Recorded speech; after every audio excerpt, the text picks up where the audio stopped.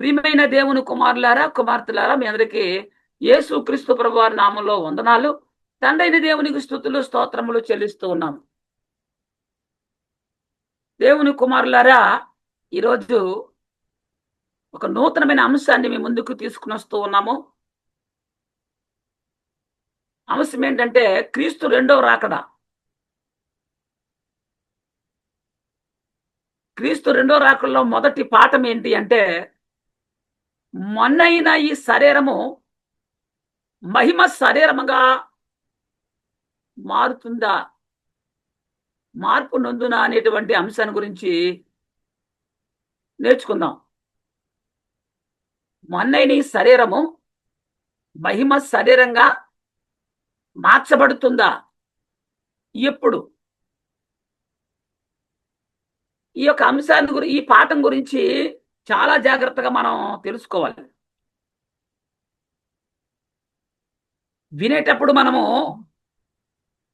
దేవుని యొక్క లేఖన భాగములను సరిగ్గా అర్థం చేసుకోవడానికి ప్రయత్నం చేయవలసిన అవసరం ఉంటుంది. మొన్నైన ఈ శరీరము మహిమ శరీరముగా మార్చబడుతుందా, ఎప్పుడు? విజయమందు మరణము మృంగివేయబడును అనే వాక్యము ఎప్పుడు నెరవేరును? విజయమందు మరణము మృంగివేయబడును అనే వాక్యము ఎప్పుడు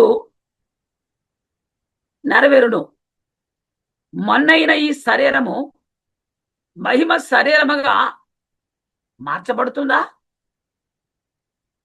మొన్నైన ఈ శరీరము మహిమ శరీరముగా మార్చబడుతుందా? క్రీస్తు రెండవ రాకడలో అక్షయులుగా లేపబడు మృతులు ఎక్కడ నుండి వచ్చు దేహమును ధరించుకొందురు? చాలా మంది సమాధుల్లో ఉన్నవారు లెగిస్తారని అనుకుంటున్నారు. కానీ ఈ అంశాన్ని జాగ్రత్తగా కానీ మనం అర్థం చేసుకోగలిగితే దేవుని సంకల్పం మనకు అర్థమవుతుంది. క్రీస్తునందు మృతులు లేక పరదేశులుగా ఉన్నటువంటి నీతిమంతులు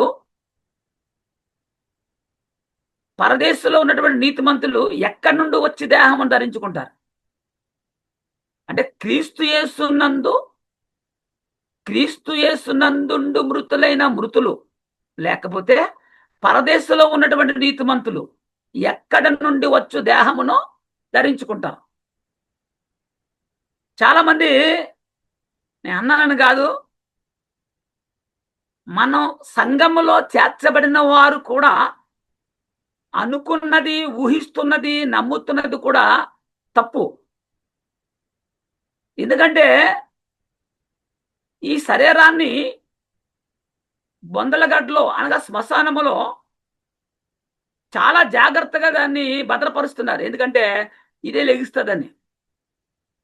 శ్మశానములో లేక బొందలగడ్డలో నుండి వచ్చే శరీరాన్ని ధరించుకుంటారా?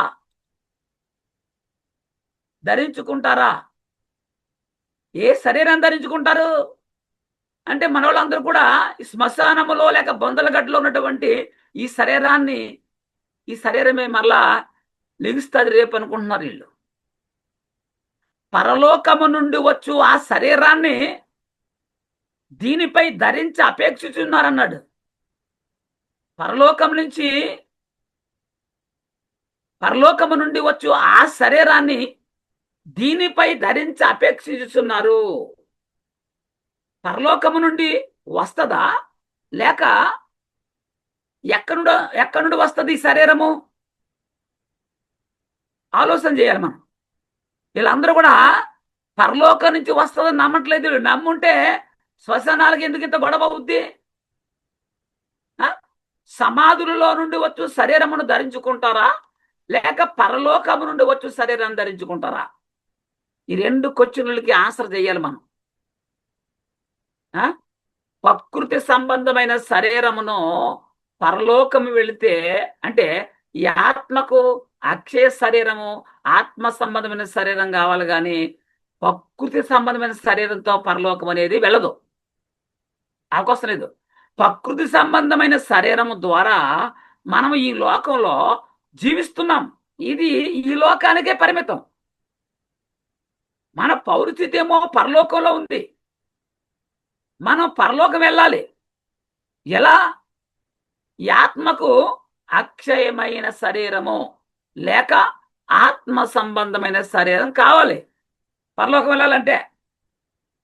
రక్త మాంసములు దేవుని రాజ్యమును స్వతంత్రించుకుని నేరం అంటున్నాడు. ఈ ఆత్మకు అక్షయమైన శరీరం లేదా ఆత్మ సంబంధమైన శరీరం కావాలి. ఈ ఆత్మ సంబంధమైన శరీరము ఎక్కడ సిద్ధపరచబడుతుంది? ఇది చాలా మంది శ్మశానంలో సమాధిలో ఉన్నటువంటి ఆ దేహమే లిగిస్తుంది అనుకుంటున్నారు వీళ్ళు. ఇది ఎవరి చేత సిద్ధపరచబడుతుంది? ఆత్మ సంబంధమైన శరీరం ఎక్కడ సిద్ధపరచబడుతుంది? ఎవరి చేత సిద్ధపరచబడుతుందండి? ఇది ఎవరి చేత సిద్ధపరచబడుతుంది? అది ఎంతకాలం ఉంటుంది?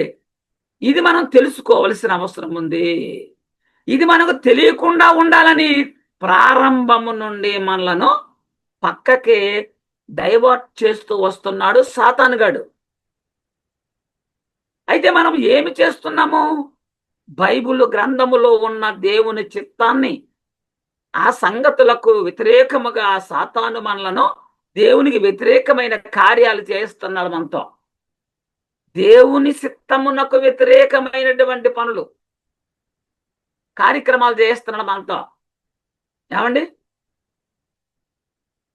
మరి మత్స్యమైనది జీవము చేత మృంగివేయబడినప్పుడు దీనిపై ధరింపనపేక్షిస్తున్నాము అన్నాడు. మత్స్యమైనది అమత్స్యత అంటే ఆ నివాసం ఎక్కడుంది? అలాగే విజయమందు మరణం మృంగివేయబడినట్లు అనే వాక్యం ఎప్పుడు నెరవేరుతుంది? చేతి పని కాక నిత్యమైన నివాసం మనకి ఎక్కడుంది? ఇవన్నీ క్వశ్చన్లు, దాని జవాబు కావాలి మనకి. మనకొక ఆత్మ సంబంధమైన నివాసం మనకు అవసరమై ఉంది. అది ఎక్కడ సిద్ధపరచబడుతుంది, ఎవరి చేత సిద్ధపరచబడుతుంది అనేది కూడా మనం తెలుసుకోవాలి. కొరింథీయులకు రాసిన 2వ పత్రిక 1వ అధ్యాయం 5వ అధ్యాయం 2 కొరింథీ పౌలు గారు కొరింథీ సంఘానికి రాస్తున్నాడు. 2వ పత్రిక 5వ అధ్యాయము 1-5 వచనాలు చదువుదాం. క్రైస్తవుడు లేక క్రైస్తవురాలు అనబడే ప్రతి ఒక్కరికి కూడా ఈ వచనం చాలా ప్రాముఖ్యమైంది, తెలుసుకోవలసిన అవసరం ఉంది. భూమి మీద మన గుడారమైన ఈ నివాసము శిథిలమైపోయినను. భూమి మీద మన గుడారమైన అంటే మన గుడారం అంటే ఇల్లు అనుకున్నారు కనుక శరీరం, ఈ నివాసం శిథిలమైపోయినను. చేతి పని కాక దేవుని చేత కట్టబడినది చేతి పని కాకంట, అంటే చేతితో నిర్మించేది కాదు. నిత్యమైన నిత్యమైన నిత్యమైన నివాసము మనకు ఉందని ఎరుగుదు. నిత్యము ఉండే నివాసం ఉందంట. మనము వస్త్రము ధరించుకుని వారముగా కనబడదుము కాబట్టి పరలోకము నుండి వచ్చు మన నివాసము దీనిపైన ధరించుకుని అపేక్షించు దీనిలో ప్రకృతి సంబంధమైన శరీరంలో మూలుగుతున్నాము. సంబంధమైన శరీరము నిత్యము ఉండే నిత్యమైనది శరీరం ధరించుకోవడానికి మనం ఈ శరీరంలో మూలుగుతున్నాం. ఈ గుడారంలో ఉన్న మన భారం మోసుకొని మూలుగుచున్నాం అన్నాడు. ఇది తీసివేయలేని కాదు, కానీ మత్స్యమైనది చేయబడినట్లు ఆ నివాసమును దీనిపైన ధరించుకొన కోరుచున్నాము. మరి సమాధులకు ఎందుకు సున్నాలు వేస్తున్నారు? ఎందుకు సమాధులను ఆరాధిస్తున్నారు వీళ్ళు క్రైస్తవులు? ఈరోజు ఫేస్బుక్ లో కావడంటది, ఓ సంఘంలో ఉందంట 2 సంవత్సరాల క్రితం. ఇప్పుడు వాడు తండ్రిగా చనిపోతే సమాధిలో నీకు స్థలం లేదంటున్నారట పాపం. మరి అందులో పెట్టకపోతే పరలోకం వెళ్ళరేమో. కొన్ని చోట్ల సమాధిని పూడ్చడానికి కూడా డబ్బులు, సమాధి స్థలం కొంటారు. ఆ సమాధికి సలువురాతితో శృంగారంగా అలంకరిస్తారు. అలంకరించిన ఏమీ లేదు, అలంకరి కానీ సమాధులను విలువగా చూస్తున్నారు, ఆరాధిస్తున్నారు వాళ్ళు. ఆలోచించండి. సాతానుగాడు మనల్ని డైవర్ట్ చేస్తున్నాడు. క్రైస్తవులను సమాధులకు మృక్కేవారుగా చేశాడు ఎవరో? అపవాది. సమాధుల్లో ఏముంటదండి తెలీదా? ఏముంటదండి? వీడే. మీరు వెళ్ళి మట్టికి మొక్కి, కానీ అది తప్పని మనం గ్రహించాలి. యేసుక్రీస్తు వచ్చే నాటికి మనం సజీవులుగా ఉన్నప్పుడు మనము మార్పు పొందుతాం. యేసుక్రీస్తు అంటే రెండో రాకడే ఇప్పుడే అయితే జరిగే మార్పులు వేరు, జరిగే మార్పులు వేరు. మనం క్రీస్తు రెండోసారి వచ్చేటప్పటికి మనము బ్రతికి ఉంటే, జీవించి ఉంటే మనం మార్పు పొందుతాం.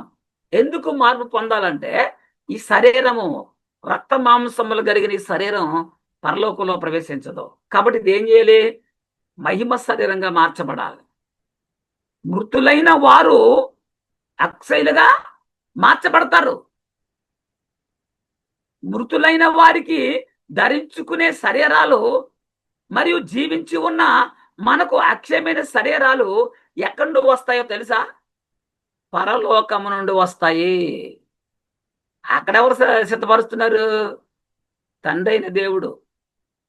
మొన్నైనా కుళ్ళిపోయిన ఈ ప్రకృతి సంబంధమైన శరీరము శవమైపోతుంది, శవమైపోతుంది. ఆ తర్వాత శ్మశానంలో తీసుకెళ్లి బొందలగట్టలో దాన్ని పరుండబెట్టి సమాధి చేస్తే పురుగు పట్టి మట్టి అయిపోతుంది తప్ప దానికి మరలా దాంతో మనకి అలాంటి పని అవసరము లేదు. ఆ తర్వాత మరి పాతి పెడితే ఆ శరీరం కుళ్ళిపోయి మన్నైపోద్ది. తిరిగి మన్నైపోయిన ఈ మన్ను మరలా మహిమ శరీరం ధరించుకుంటుందా అంటే ధరించుకుంటాదని బోధించే వాళ్ళు ఉన్నారు, అలాగే నమ్మే వాళ్ళు కూడా ఉన్నారు. ఇది చాలా తప్పు సుమా. సాతానుగాడు మనలను సత్యములో నుండి, మనము మన నమ్మకములో నుండి డైవర్ట్ చేస్తున్నాడు. ఇది బైబిల్లో ఎక్కడైనా ఉందా? ఏది? కుళ్ళిపోయిన మట్టి అయిపోయినటువంటి శరీరం మరలా మహిమ శరీరంగా మార్చబడుతుందని ఎక్కడ బైబిల్లో ఉందా? మన్ను మహిమ శరీరమును ధరించుకుంటది అని బైబిల్లో ఎక్కడైనా ఉందా? ఇది అందరికీ అర్థం కావాలి. ఇది అర్థం కాకపోతే వీరు మన శరీరములో అన్ని దాచిపెట్టుకున్నటువంటి పెద్ద బ్రిడ్జిగా భూమిని దేవుడు మారుస్తాడు అనుకుంటున్నారు. ఇది చాలా తప్పు. చనిపోయిన అందరిని భద్రపెడితే ఒక స్టోరేజ్ లాగా, ఒక కోల్డ్ స్టోరేజ్ లాగా భూమిలో అన్ని భద్రపరుచుకుంటూ పేర్చుకుంటూ పోతే వీళ్ళందరూ మహిమ శరీరం దాచుకుని వేసిపోతారు అనుకుంటున్నారు. ఇది అచ్చు తప్పు. అందరూ తప్పుగానే ఆలోచిస్తున్నారండి. ఇది మీరు అవయవదానం చేయకండి. కొంతమంది బోధకులు ఏమని, మీరు అవయవదానం చేశారనుకోండి, మీరు అలా చేస్తే పునరుద్ధానంలో మరలా మీరు లేచినప్పుడు మీకు అవయవాలు ఉండవు అని చెప్పేవారు కూడా ఉన్నారు తెలుసా? ఏంటి, అవయవదానం చేస్తే నువ్వు చనిపోతే అవయవం లేకుండా పాతి పెడతారు కాబట్టి మరలా లేచినప్పుడు అవయవం లేకుండా లెగిస్తావు నువ్వు. ఎంత తప్పండి ఇది. సంఘం బైబిల్ చెప్తుందా అట్లా? సంఘములలో బోధ మారిపోయింది. మారిపోయేలా చేశాడు ఎవరండి? దేవునికి మనకి విరోధైన అపవాదిగాడు. మనం దేవుని మహిమ కొరకు బైబిల్ చదివితే బైబిల్ బాగా అర్థమవుతుంది. మనం దేవుణ్ణి మహిమపరచాలని మనం ఎప్పుడైనా ఉంటామండి? మనకి ఏదో కావాలి, దాన్ని సంపాదించుకోవడం కోసం నమ్ముతున్నారు అంతే. దేవుణ్ణి మహిమపరచాలని ఎవరో బైబిల్ చదవట్లేదు. అలాగాని నువ్వు చదివి ఉంటే నీకు బైబిల్ అర్థమవుతుంది. దాన్ని నేను చెప్పడం వల్ల నేను మేము మహింపరచబడాలన్నప్పుడు తప్పు మార్గంలోకి వెళ్ళిపోతారు బోధకులు.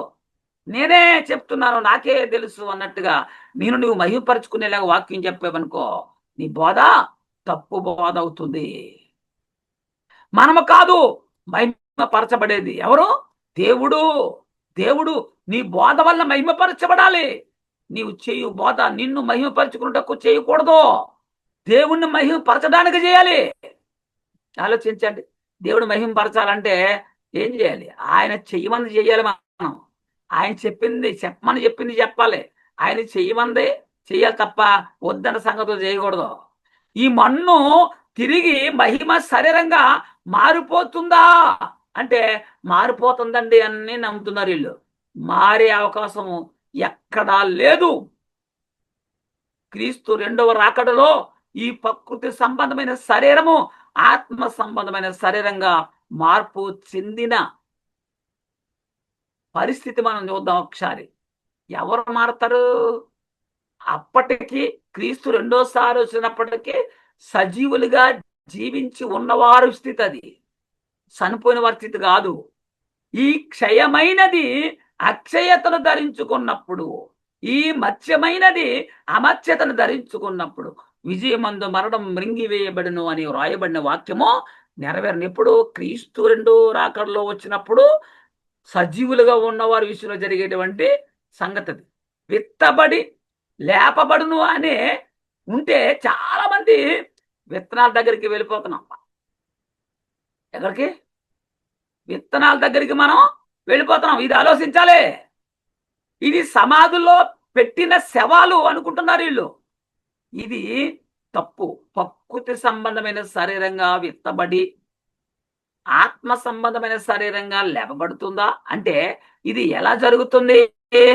ఇది తప్పు అనుగా. అంటే ప్రకృతి సంబంధమైన శరీరమునకును తీర్పు తీర్చబడుతుంది. ప్రకృతి సంబంధమైన శరీరానికి తీర్పు ఎప్పుడు తీర్చాడు?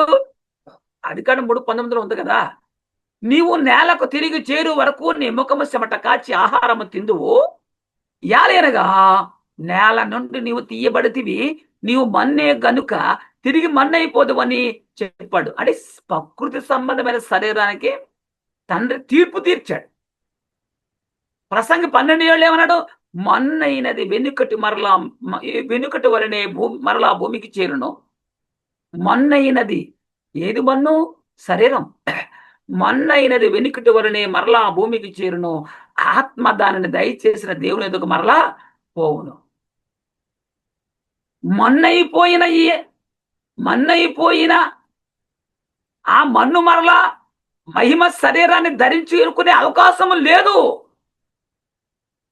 మరలా మన్నైపోద్ది.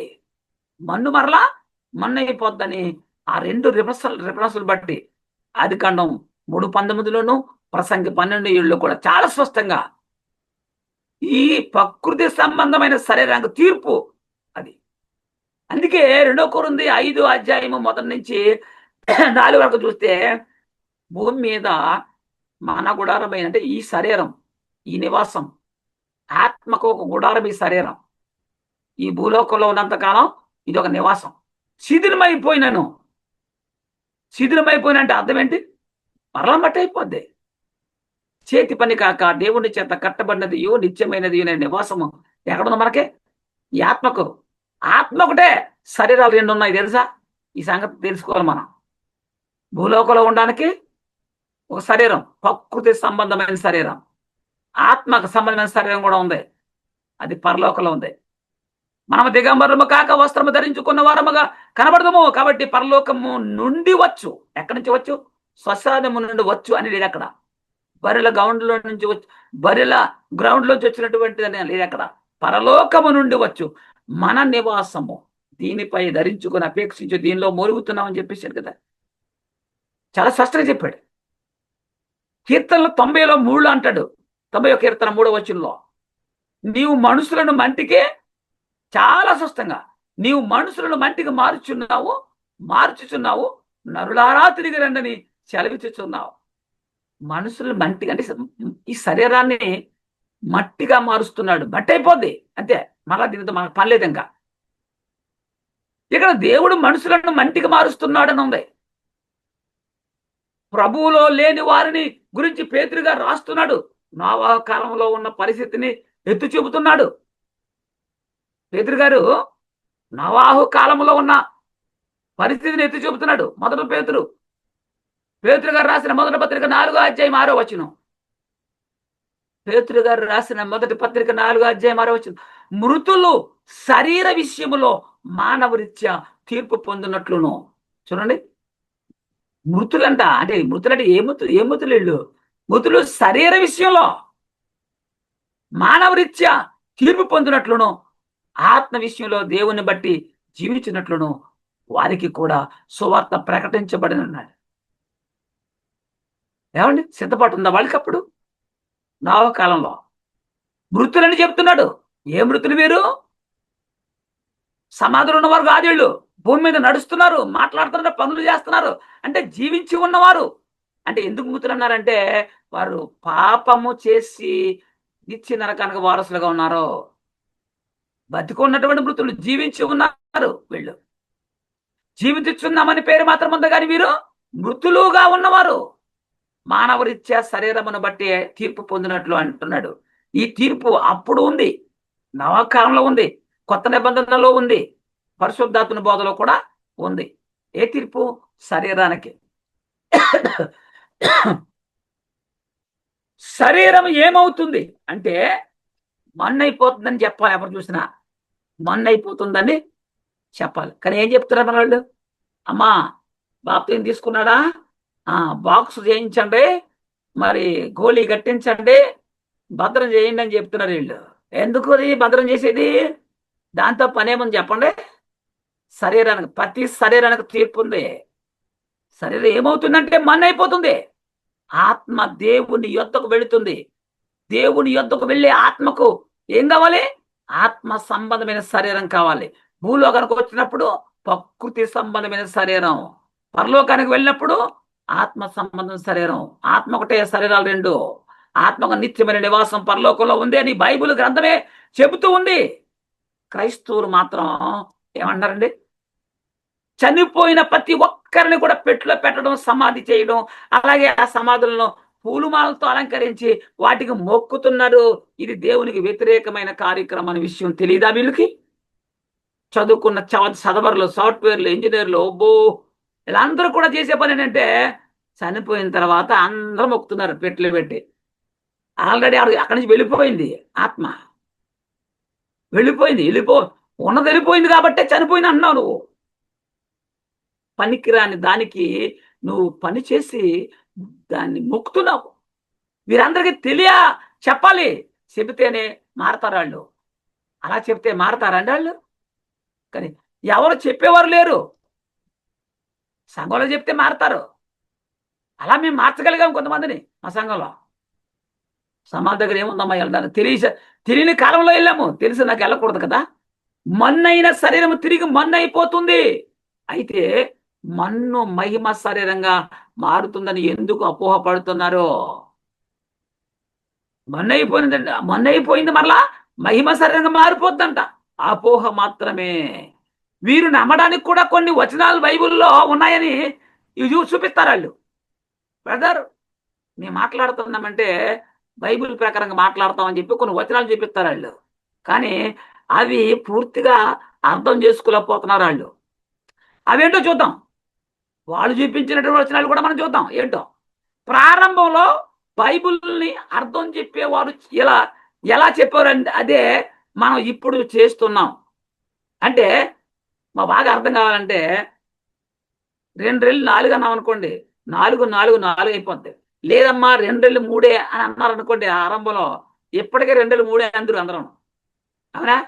ప్రారంభంలో బైబిల్ని అర్థం చెప్పేవాళ్ళు ఏం చెప్పారో అదే మనం ఇప్పుడు చెప్తున్నాం.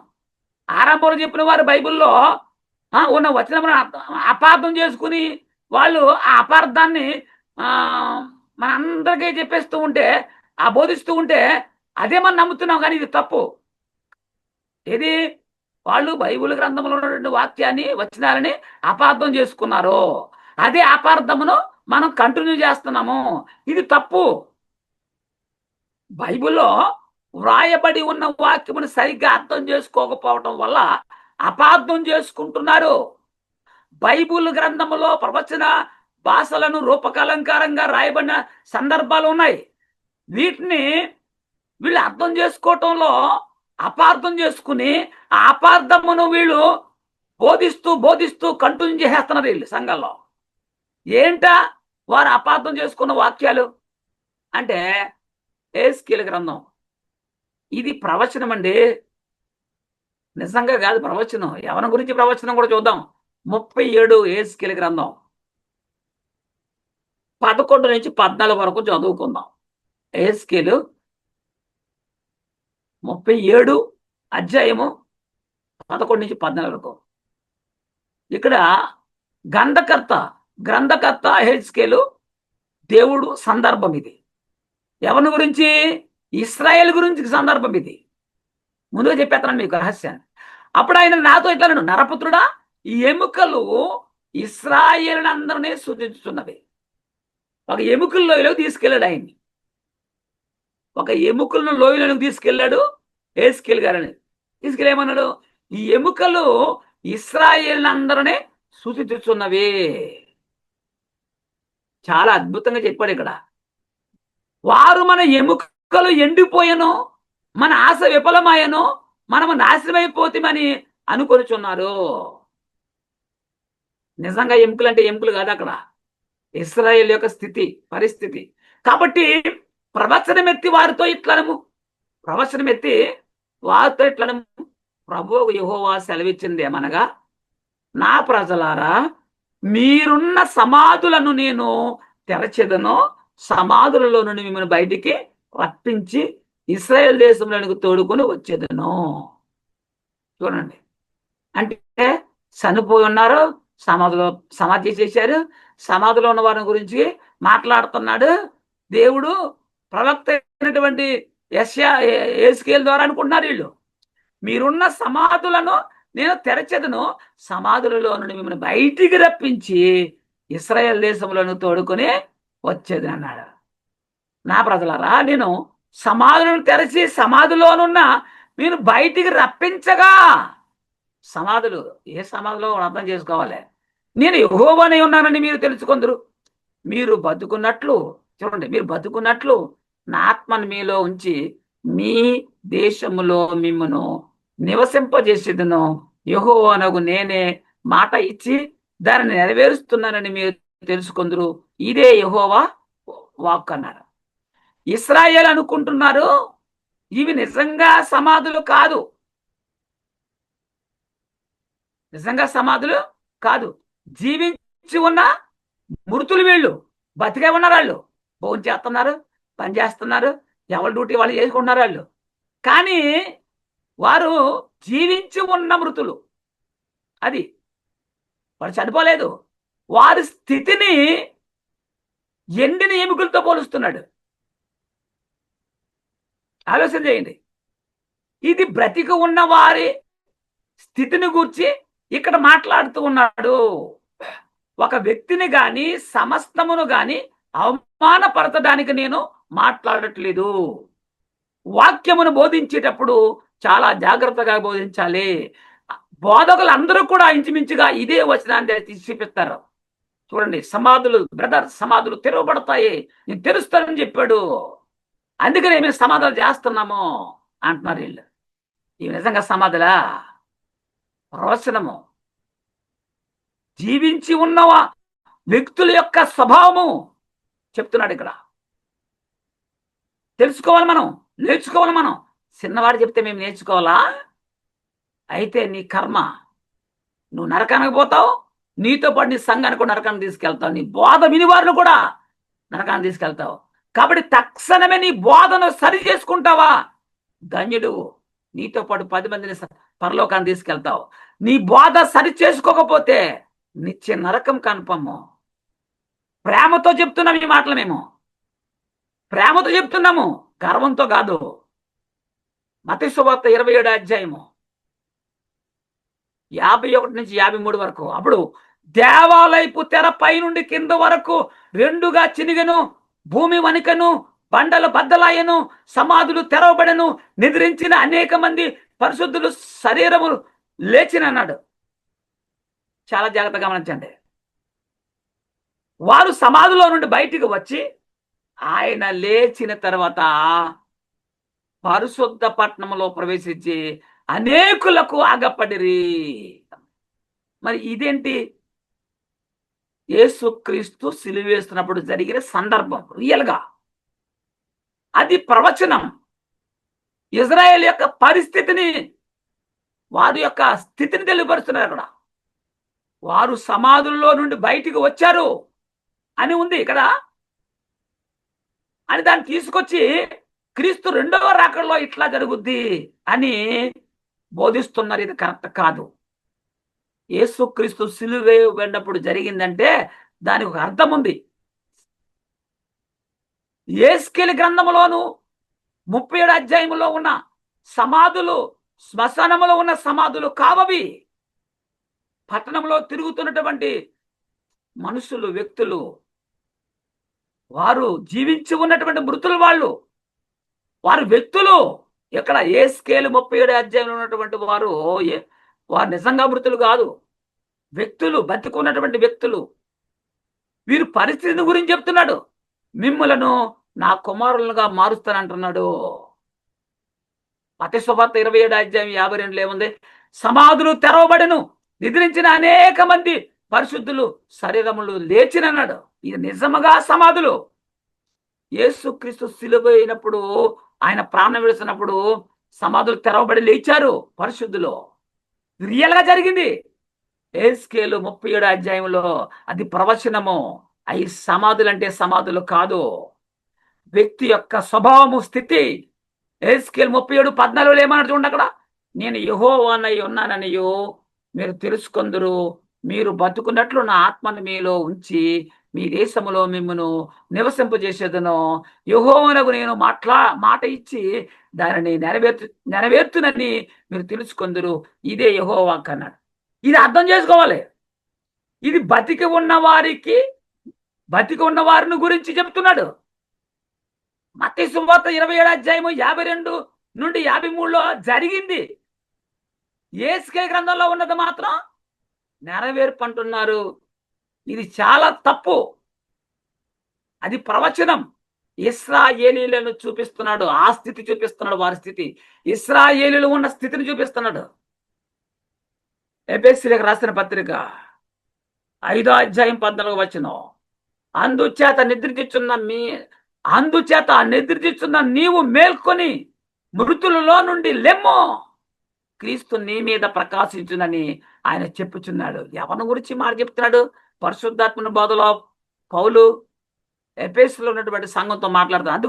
అందుచేత నిద్రించుచున్న నీవు మేల్కొని అంటే అర్థం ఏంటి? మృతుల్లో నుండి లెమ్ము, నీ పాపాన్ని విడిచిపెట్టు, కొత్తగా జన్మించు, వాక్యానుసారంగా ఆత్మగా జన్మించు, క్రీస్తు నీ మీద ప్రకాశించునని ఆయన చెప్తున్నాడు. ఇది దేవుని వాక్యమును విని మారు మనసు పొందడము. యెషయా గ్రంథము 26 అధ్యాయము 19వ వచనం చూస్తే, మృతులైన నీ వారు బ్రతుకుదురు, నా వారి శవములు సజీవములగును, మంటిలో పడి ఉన్న వారులారా మేల్కొని ఉత్సహించుడే, నీ మంచు ప్రకాశమానమైన మంచు భూమి తనలోని ప్రేతలను సజీవులుగా చేయును అంటాడు. ఇక్కడ ఇజ్రాయేల్ పరిస్థితిని చెప్తున్నాడు. వారు బతుకుదురు అంటే ఎలా బతుకుతారంటే, నేను కొత్త నిబంధన వారితో చేయబోతున్నాను, భూమి ప్రేతలను సజీవులుగా చేస్తుంది అంటే ఎవరు ఈ ప్రేతలు అంటే దేవునికి లోబడని వారు. ప్రేత అంటే అనుకుంటారు చనిపోయినట్టు వారిని ప్రేతలు అంటారు కదా. అంటే బతుకున్న వాడి విశ్వాస జీవితంలో ఎలా ఉన్నాడంటే వాడు ప్రేత వలె ఉన్నాడు, జీవించుతున్నాడు అనే పేరు మాత్రం ఉంది, కానీ నీవు మృతుడివే అంటున్నాడు. ఆయనపై తిరుగుబాటు చేసిన వారు, పాపములో ఉండే మృతులుగా ఉన్నవారే ప్రేతలు. వాక్యం ఒప్పుకోరు, ప్రభు మీద తిరగబడతారు. మరి వారు స్వభావం ఏంటి? మృతులుగా ఉన్నారు, ప్రేతలు. యోహాను సువార్త 5వ అధ్యాయం 28వ వచనం. దీనికి ఆశ్చర్య పడకుడి, ఒక కాలం వచ్చుచున్నది. చాలా అద్భుతం కదా. ఆ కాలమున సమాధుల్లో ఉన్నవారు అందరూ ఆయన శబ్దం విని అంటాడు. అసలు సమాధిలో ఉన్నవాడు శబ్దం ఎలా వింటాడండి? అబ్బే ఆ రోజు అంటారండి. రెండో రాకల్లో ఆయన బోర ఊదినప్పుడు చెప్పేస్తే ఆ బోర శబ్దం. బోర అంటే ఏంటంటే దేవుని సువార్త. ఊతే సమాధిలో ఉన్నటువంటి ఆ సమాధిలో ఉన్నటువంటి శవానికి వినబడిపోయి లేచిపోతారంట. ఎవరు చెప్పాడు నీకు?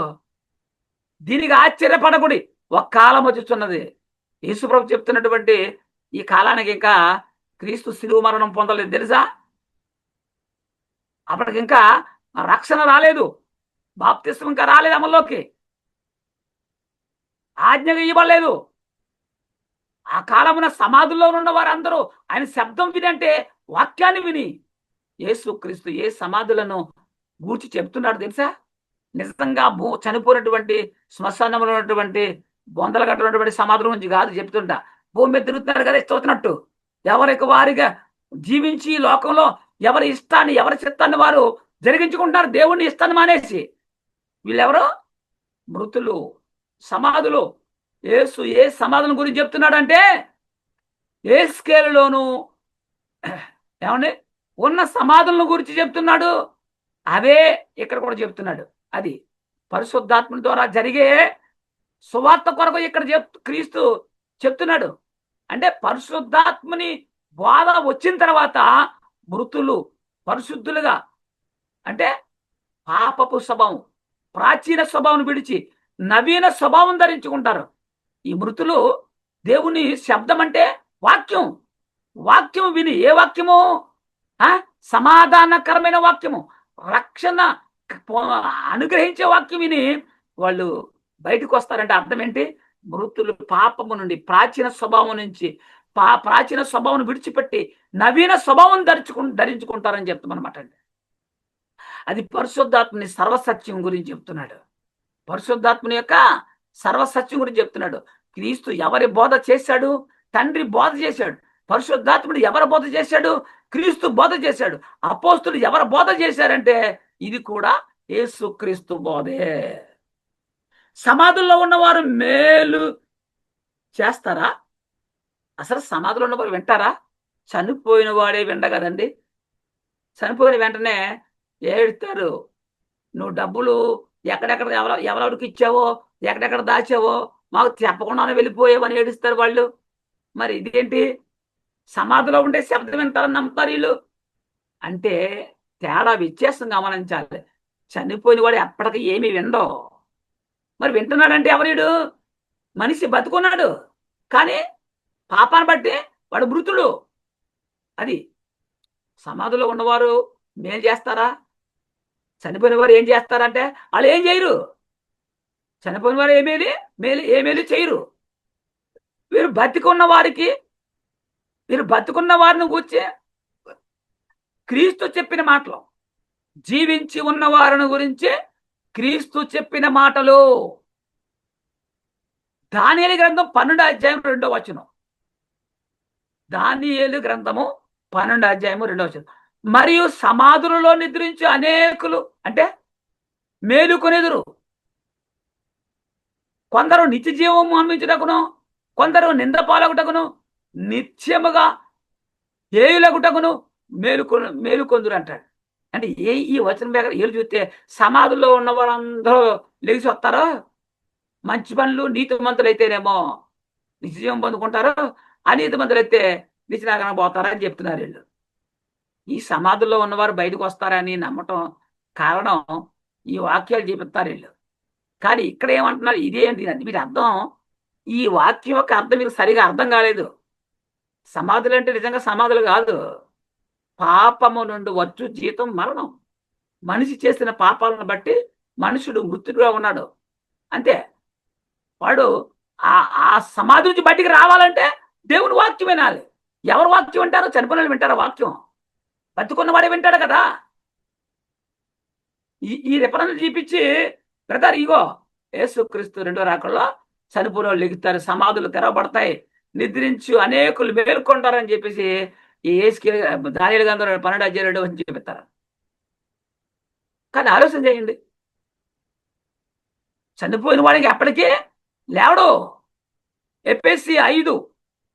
ఎఫెసీయులకు రాసిన పత్రిక 5వ అధ్యాయం 11 నుంచి 14 దాకా. నిష్ఫలమైన అంధకార క్రియలలో పాలువారై ఉండక వాటిని ఖండించుడి. యారనగా అట్టి క్రియలు చేయువారు రహస్యమందు జరిగించు పనులను గూర్చి మాట్లాడుట అయినను అవమానకరమై ఉన్నది. సమస్తమును ఖండింపబడి వెలుగు చేత పరచబరుచున్నది ఏదో అది వెలుగే కదా. అందుచేత నిద్రించుచున్న నీవు మేల్కొని మృతుల్లో నుండి లేము. ఎవరి గురించి చెప్తున్నాడు? అందుచేత నిద్రించుచున్న నీవు మేల్కొని మృతుల్లో నుండి లేము. అంటే ప్రాచీన స్వభావంలో ఉన్న నీవు లే, బయటికి రా. కొత్తగా జన్మించు, వాక్యానుసారంగా ఆత్మీయంగా జన్మించు, రక్షణ పొందు, లెమ్మో అంటాడు. మృతుల్లోంచి లెమ్మంటున్నాడు. క్రీస్తు నీ మీద ప్రకాశించునని ఆయన చెబుతున్నాడు. బతికి ఉన్నవారు యొక్క క్రియలివి. బతికున్న వారి యొక్క క్రియలు. చనిపోయిన వారు ఎవరైనా బతికి ఉన్నారా అంటే కొంతమంది బతికి ఉన్నారు అని బైబిల్లో ఉన్నాయి. చనిపోయిన వారు ఎవరైనా బతికున్నారా అంటే కొంతమంది బతికున్నారు అని ఈ బైబిల్ గ్రంథంలో కొన్ని వచనాలు ఉన్నాయంట. కుళ్ళిపోని శరీరాలు ఏమైతే ఉన్నాయో వారే బతుకున్నారంటాడు.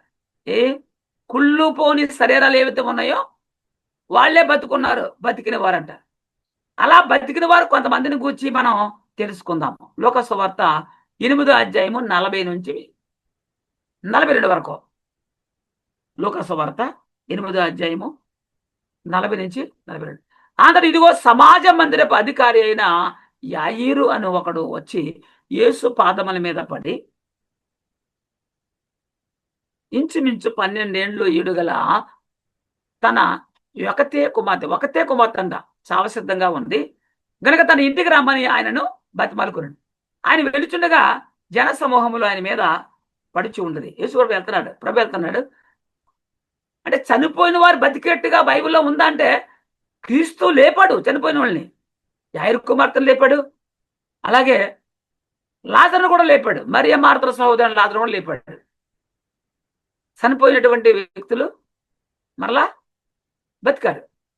బతికి వాళ్ళు కలకాలం ఇప్పటికీ ఉన్నారు, వాళ్ళు సరిపోకుండా. ఇది వీళ్ళకి అర్థం కాదు. యోహాను సువార్త 11వ అధ్యాయం 11 మరలా 37, 43, 44 చూద్దాం. ఆయన ఈ మాటలు చెప్పిన తర్వాత మన స్నేహితుడైన లాజరు నిద్రించుచున్నాడు, అతను మేలుకొలప వెళ్ళుచున్నారని వారితో చెప్పగా, అంటే చనిపోయాడని ముందే ప్రభుకు తెలుసు. ఎందుకు వెళుతున్నాడు? యేసు చేసే కార్యాలను బట్టి దేవుడు మహింపరచబడాలి. వారిలో కొందరు ఆ గుడ్డువాని కన్నులు తెరిచిన ఈయన ఇతన్ని చావకుండా చేయలేడా అని చెప్పింది. చనిపోయాడు కదా లాజరు, గుడ్డువాడికి చూపునిచ్చాడు కదా, మరి ఈయన చావకుండా చేయలేడా అన్న. 43 ఆయన ఇలా చెప్పి లాజరు బయటికి రమ్మని బిగ్గరగా చెప్పాడు.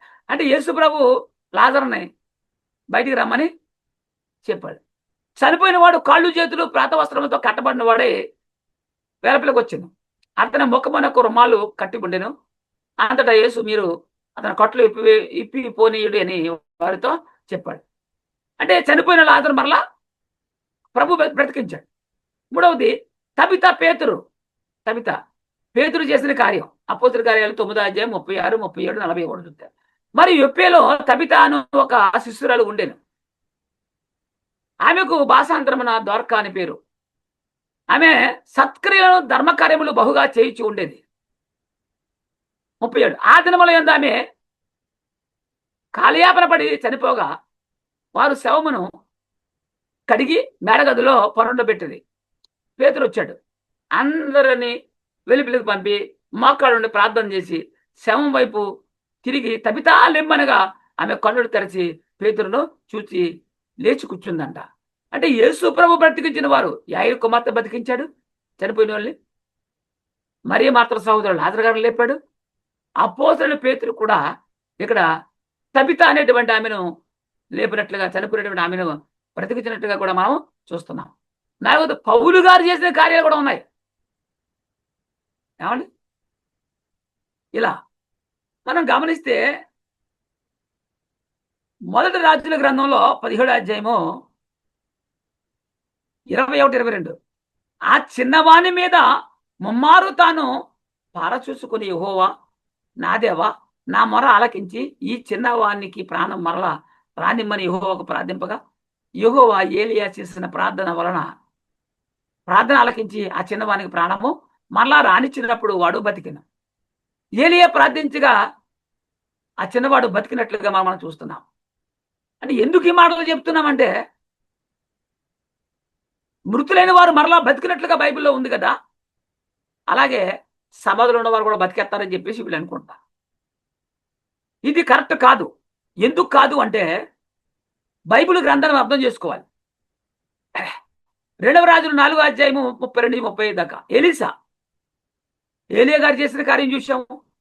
ఒక అతను బతికించాడు చిన్నవాడిని. ఎలీసా ఆ ఎంట వచ్చి బాలుడు మరణమైనప్పుడు తన మంచం మీద పెట్టుడి పెట్టబడి ఉన్నట్టు చూసి తానే లోపలికి పోయి వారిద్దరే లోపల నుండగా తలుపులు వేసి యెహోవాకు ప్రార్థన చేసి మంచం మీద ఎక్కి బెడ్ మీద తను చాచుకొని తన నోరు వాని నోటి మీద, తన కండ్లు వాని కండ్ల మీదను, తన చేతులు వాని చేతుల మీదను ఉంచి బిడ్డ మీద పండుకొనగా బిడ్డ ఒంటికి వెట్ట పుట్టెను. తాను దిగి ఇంటిలో యువతల నుండి యువతలకు ఒక్కసారి తిరిగి నడిచి మరలా మంచం మీద ఎక్కి వాని మీద పొడుగ్గా పడుకొనగా బిడ్డ 7 మారులు తుమ్మి కండ్లు తెరచెను. ఎలీసా కూడా చేశాడు. ఏమండి? ఇలా 2 రాజులు 13:21 కూడా చూస్తే కొందరు ఒక శవమును పాతిపెట్టుచు సైన్యమునకు భయపడి ఆ శవమును ఎలీసా యొక్క సమాధిలో ఉంచగా దింపిన ఆ శవము ఎలీసా శల్యమునకు తగిలినప్పుడు అది తిరిగి బ్రతి కాళ్ళు మోపి నిలిచెను. అంటే సైన్యానికి భయపడి ఎలీసా గారి యొక్క సమాధి తవ్వేసి అందులో పెడదామని చెప్పి తవ్వితే ఆ ఎలీసా గారి యొక్క సమాధిలో ఉన్నటువంటి ఎముకలు శల్యమైన ఎముకలు తగిలి ఈ చనిపోయినటువంటి వ్యక్తి కూడా కాళ్ళు మోపి నిలిచినని రాయబడింది. ఇప్పుడు దేవుడు లేపిన వారిని చూద్దాం. ఇంతవరకు కూడా ఏలియా, ఎలీసా, యేసుక్రీస్తు, అపోస్తులు, పేతురు వీళ్ళు లేపిన వారు అంటే చనిపోయిన వారిని బతికించడం చూశారు. కానీ ఆలోచన చేయండి, వీళ్ళందరూ ఇప్పటికీ బతుకున్నారు. వాళ్ళు ఆలోచన చేయండి, అంటే ఇప్పటికీ బతికివారు లేరు. ఇప్పుడు దేవుడు లేపిన వారిని చూద్దాం. కీర్తన గ్రంథం 16, 8, 9, 10 వచనాలు. సదాకాలము యెహోవా యందు నా గురి నిలుపుచున్నాను. ఆయన నా కుడి పార్శ్వమందు ఉన్నాడు గనుక నేను కదల్చబడను. అందువలన నా హృదయం సంతోషించుచున్నది, నా ఆత్మ హర్షించుచున్నది, నా శరీరం కూడా సురక్షితంగా నివసించుచున్నది. ఎందుకనగా నీవు నా ఆత్మను పాతాళంలో విడిచిపెట్టవు, నీ పరిశుద్ధిని కుళ్ళు పట్టనీవు అన్నాడు. ఇది ఎవరి గురించి? యేసుక్రీస్తు గురించి. యేసుక్రీస్తుని గురించి దేవుడు చెబుతున్నాడు ప్రవచనం. అపోస్తుల కార్యాలు 13:35.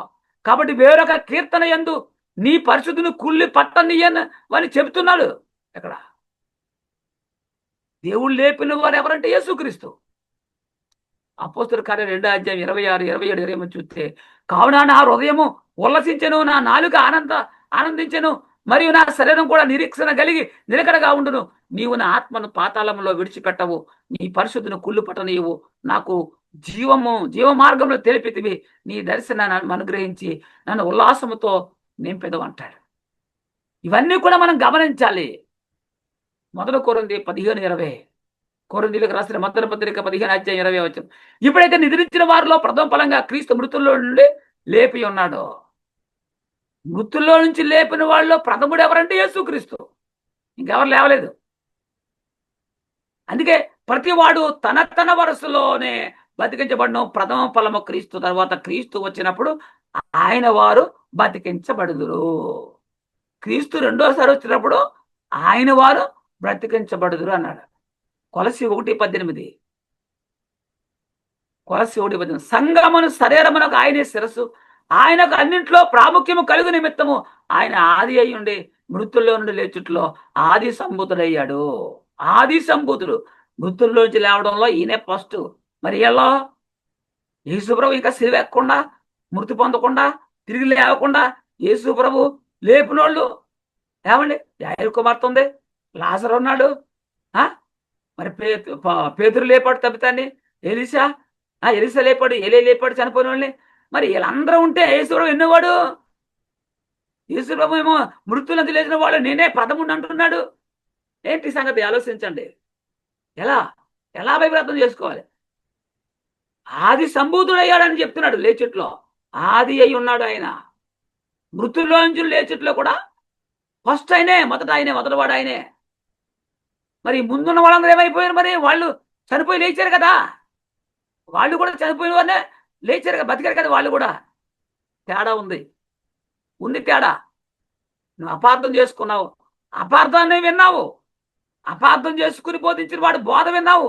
నువ్వు ఆ అపార్థాన్ని తెచ్చి సంఘంలో నిలబడి బోధిస్తున్నావు. ఆ అపార్థాన్ని వాడు నమ్మి అపార్థ మార్గంలో ప్రయాణం చేస్తున్నాడు, నరకానికి పోతాడు, నిత్యజీవానికి వెళ్ళరు.